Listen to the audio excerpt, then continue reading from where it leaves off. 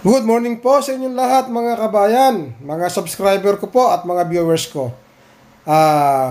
Maraming salamat po sa inyo sa wala niyong sawang pagsuporta sa aking channel, Bapas Farm Nelson. At kumusta na po kayo? Ito po tayo ngayon, nasa backyard po tayo. Nagtanim po ako ng mga sitaw nung nakaraang araw, nakaraang buwan pa. Kaya ngayon po yan, inaani ko na. Ayan po yung mga sitaw ko. Oh. Napaka gaan naman po naman pala ang buhay dito sa Pinas.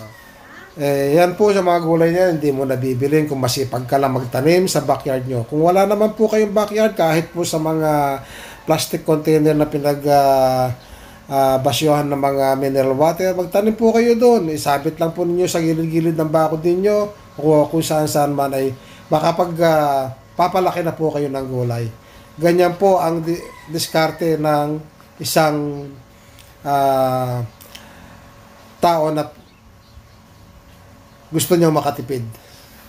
Hindi po problema ang pagkain, ang ulam dito sa Pilipinas. Masipag ka lang at matyaga ay may mauulam ka na. Gaya po yung mga ginagawa kong yan. Ayan po, nagtatanim-tanim ako ng mga gulay. Sa backyard lang po yan. Bukod pa po yung nasa bukid natin na mga tanim ko. Kasi po, since na ako'y nagbakasyon, hindi pa nagbakasyon. Since po na ako'y nag-for good dito, ang una pong ginawa ko ay nagtanim-tanim na po ako ng gulay. Dahil po iniisip ko, napakamahal ang bilihin dito ng mga pang-ulam. Kaya ayan po, kung sa gulay lang, hindi na po tayo mauubusan at lagi po tayo kakain. At safety pa po tayo. Dahil iwas po sa spray yan ng mga insecticide. Pinag-i-spray ko lang po dyan yung mga dishwashing po. Yung mga panghugas ng plato. Yan lang po ang mga pinag-i-spray ko dyan sa Ayan po yung mga palaya ko. Ayan Ang lalaki po ng bunga. Kaya nga po ayan Hindi na po ako bumibili ng gulay. Dito lang po. Labas lang ako ng bahay. Likod bahay andyan na po ang mga gulay ko. Ayan po ang mga palaya ko. Yung mga talong lang po kasi na nahuling namunga. Pero may tanim din po ang talong, malunggay. Sa malunggay naman po, pag gusto mong may papaya din ako dyan. Ayan po ang buhay ko dito. Bukod sa pagsasaka, ayan po. Talaga pong kailangan mag-isip po tayo ng paraan para tayo makatipid. Sabi nila po, mahirap ang buhay dito. Talagang mahirap po ang buhay dito kung di ka kikilos sa Pilipinas. Kailangan po mag-isip ka ng pwede mong magawa para makatipid ka. Lalo na sa pang-ulam po. Ayan hindi naman po ako mahilig sa mga kari-karning baboy na yan. Nagsawa na rin po ako dyan. Kaya, ayan po. Ayan po yung mga tanong ko. Yung mga malunggay ko. Ayan mga tanong ko po nahuli. Dahil nga sa sobrang ibon dito sa likod bahay namin. Kinakain nila yung dahon. Di makalaki. Kaya yan po, nagtsatsaga po ako sa yan po, mga ko. Ayan po yung mga malunggay ko, malalaki na rin Ayan po malunggay na yun, ginawa ko lang po tulos ng ng mga talong ko. Kaya nagsitubo, ayan po, ang kapal ng mga malunggay ko. Mayroon naman din po ako sili dyan. Kompleto na po ako dyan. May kamatis din ako na alaga, ayan na tanim. Kaya po yan, pag nagkasabay-sabay po yan, sabi nga nila, bahay kubo na. May pakbiting ka na. Ayan po, sa gilid lang ng bahay ko yan, doon sa bakanting lote ko. Ayan meron din pa ako singkamas dyan.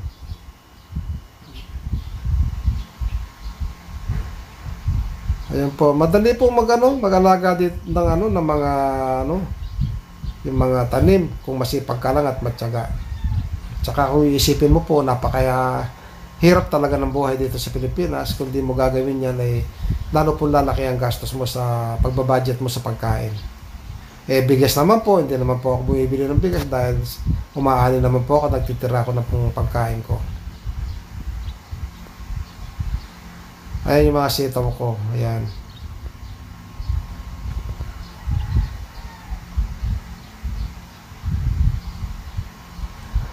Ang dami pong bunga. Sa totoo nga po, hindi naman po kami lang ang nakikinabang dyan, pati po yung mga kasama namin dyan, mga kapitbahay talagang na bibigyan din po.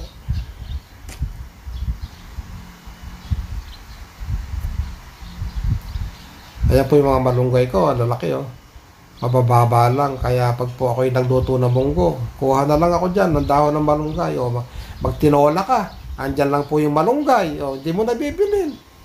Ang malunggay po dito sa sa Pilipinas yung pong 5 tangkay 15 pesos na. Kaya po napakalaking bagay po na may tanim kayo sa likod ng bahay, sa sa mga container na pinagbasyon ng tubig. Doon lang po kayo mag-isip po tayo ng paraan para makapagtanim tayo. Ganyan lang po. Ayan po yung mga ampalaya ko. Ayan yung ampalaya ko konti lang po yan, mga 5 puno lang yan. Itong sitaw ko 12 puno.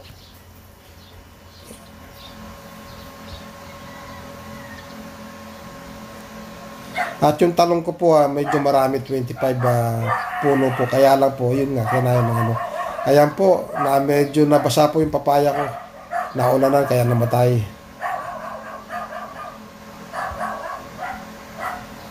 Nandiyan lang po ako sa gilid ng bahay. Ang mga tanim kong yan, ayan po. Ayan po yung bahay ko sa gilid.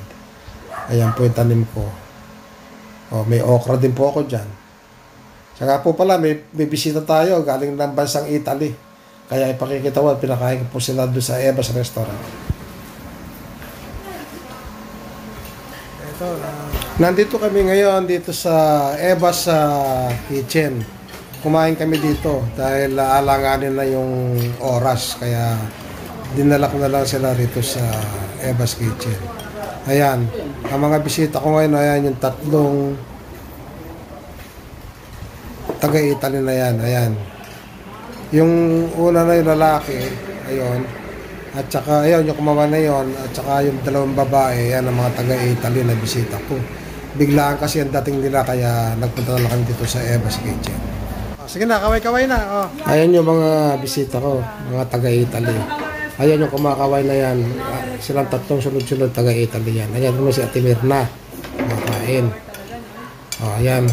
Masaya kami dito at nagkasalo-salo kami. Alanganin na kasi ng oras, kaya dito ko na lang sila dinala dito sa Eva's Restaurant. Wala na doon? Ayan naman si Carol. Kasama rin namin siya. Asawa ko. Sa mga subscriber ko po, mga viewers ko, at sa mga iba pang nanonood, shoutout po sa inyong lahat at lagi po sana kayo mag-iingat. God bless po sa inyong lahat.